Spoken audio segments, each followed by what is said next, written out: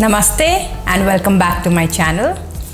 आज 14 सितंबर है, 14 सितंबर and today is Hindi Diwas. आज हिंदी दिवस के उपलक्ष्य में मैंने ये निर्णय लिया है कि मैं अपने वीडियोस हिंदी में भी बनाऊंगी। Obviously I will make my videos in English as well, but Hindi में भी बनाऊंगी। हो सकता है शुद्ध हिंदी ना हो, इंग्लिश हो सकती है, बट मेरी पूरी कोशिश रहेगी कि मैं अपनी मातृभाषा में भी अपने विचारों को या अपने पर्सपेक्टिव को, अपनी सोच को लोगों तक पहुंचा सकूं। दूसरी चीज़ मैंने ये भी रियलाइज़ की, ये रीज़न क्यों मैं ऐसा करना चाहती हूँ, क्योंकि जब मैं खुद ही इंट्रोस्पेक्ट कर रही थी कि हिंदी दिवस बना क्यों रहे हैं, हम लोग क्यों मनाते हैं हिंदी दिवस, इसीलिए क्योंकि कहीं ना कहीं हमने ये रियलाइज़ किया Hindi is a dying language और प्रॉब्ली हिंदी को इतनी इम्पोर्टेंस नहीं दी जा रही है। तो इस वजह से शायद हिंदी दिवस मनाया जा रहा है कि लोग एक दिन तो कम से कम सब लोग हिंदी में बोले। हम लोग स्कूल कॉलेज में भी हिंदी में बोलना होता था उस दिन, याद है मुझको। तो मेरे हिसाब से हम एज इंडियंस पता नहीं क्यों कहीं ना कहीं फील करते हैं कि अगर हम हिंदी बोलते हैं तो हम छोटे हैं, हम सही नहीं कर रहे। क्योंकि व्हेन आई वाज आउटसाइड, जब हम अपने क्लाइंट से मिलते थे तो हर एक तरह के व्यक्ति आते थे, अलग अलग भाषाओं में बात करते थे। Portuguese, Spanish, Italian, French people भी आते थे, अरबिक पीपल भी आते थे, चाइनीज़, सब अपनी अपनी भाषा में बात कर रहे थे। कोई इंग्लिश में नहीं बात कर रहा होता था। हाँ, हमसे जब वो बात कर रहे होते थे एज बिजनेस ओनर्स, वो लोग हमारे से इंग्लिश में बात कर रहे होते थे। इंग्लिश भी वो उतनी अच्छी से बोल पाते थे जितनी अच्छी वो अपनी मातृभाषा बोल पाते थे। तो क्या हमने अपनी हिंदी को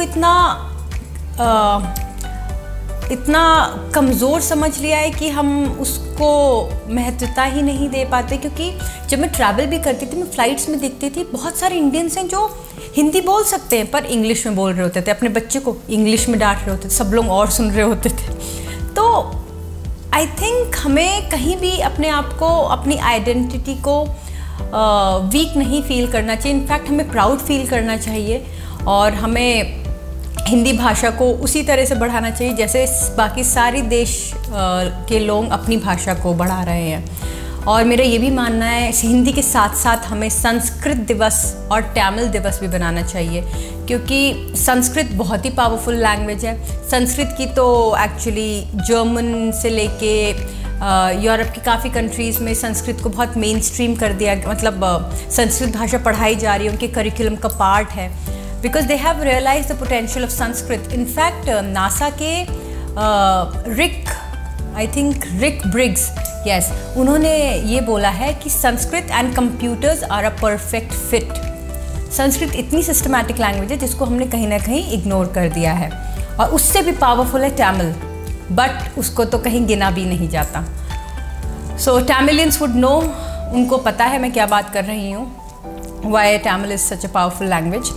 एनीवेज, माई पॉइंट इज़ कि जो है मेरे वीडियोज़ मैं हिंदी में भी बनाऊँगी। बहुत दिनों से मैं अपने वीडियोस अपलोड नहीं कर पाई, ऑलमोस्ट 2 हफ्ते हो गए, बट क्योंकि और भी चीज़ें होती हैं when you are a part of a family and business responsibilities कुछ हो जाती हैं, तो मैं नहीं कर पाई, टाइम नहीं दे पाई इस चीज़ को। अपने कुछ मैनेजमेंट कोर्सेज भी कर रही थी, बहुत अच्छा टाइम है कोविड के टाइम व्हेन यू कैन आप परसू कर सकते हो अपनी कुछ चीज़ें जो आप सीखना चाहते हो लाइफ में। तो उस वजह से मुझे टाइम नहीं मिल पाया, तो उसके लिए मैं क्षमा चाहती हूँ।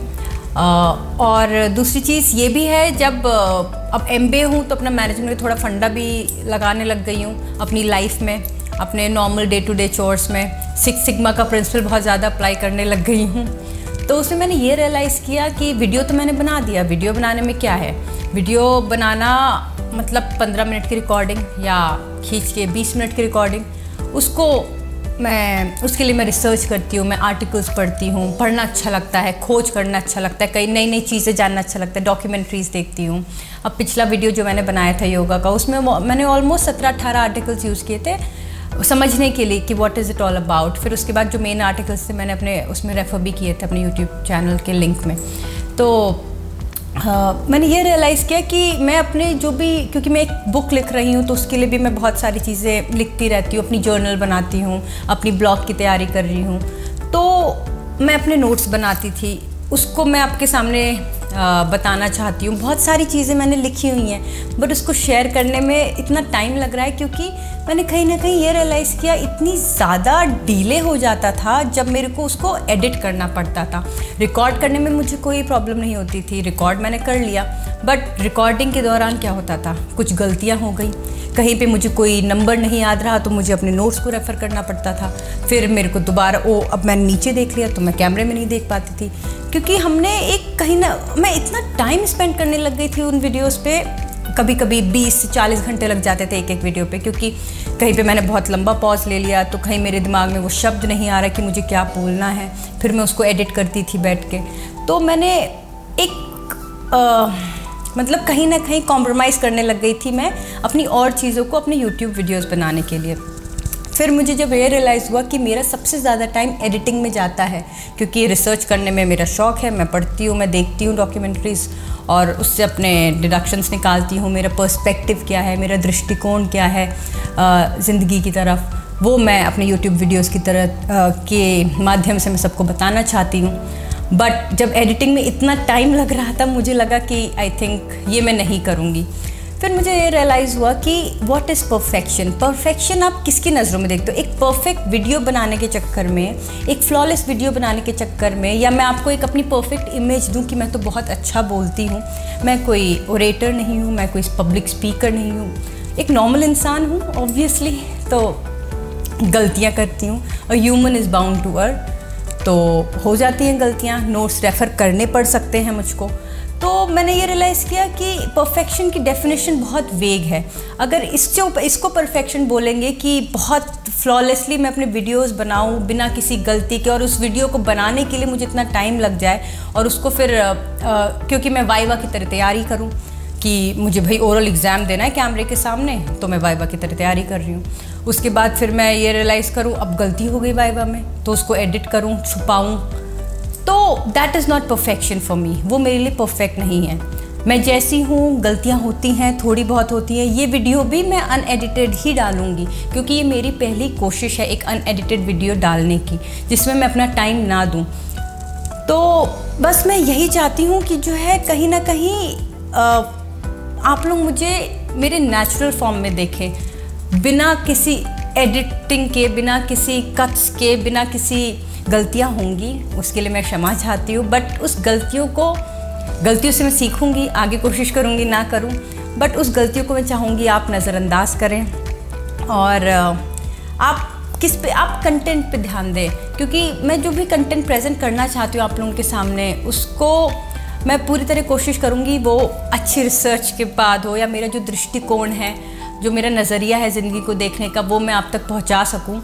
तो ये डेफिनेशन मैं परफेक्शन की चेंज करना चाहती हूँ, क्योंकि मैं अपनी नज़रों में परफेक्ट होना चाहती हूँ, मैं दुनिया की नज़रों में नहीं परफेक्ट होना चाहती, क्योंकि कहीं ना कहीं मैंने अगर इतना टाइम स्पेंड कर दिया और अपने बच्चों को कॉम्प्रोमाइज़ कर दिया, या अपनी फैमिली लाइफ को कॉम्प्रोमाइज़ कर दिया, अपनी बिज़नेस लाइफ को कॉम्प्रोमाइज़ कर दिया, तो मुझे लगता है वो सही नहीं होगा। अब क्योंकि लास्ट वीक हम लोग अपनी वेबसाइट भी लॉन्च करने की कोशिश कर रहे हैं, उस पर भी काफ़ी काम चल रहा था, तो बहुत सारी चीज़ें एक साथ आ गई थी और मैं नहीं कर पाई चीज़ें।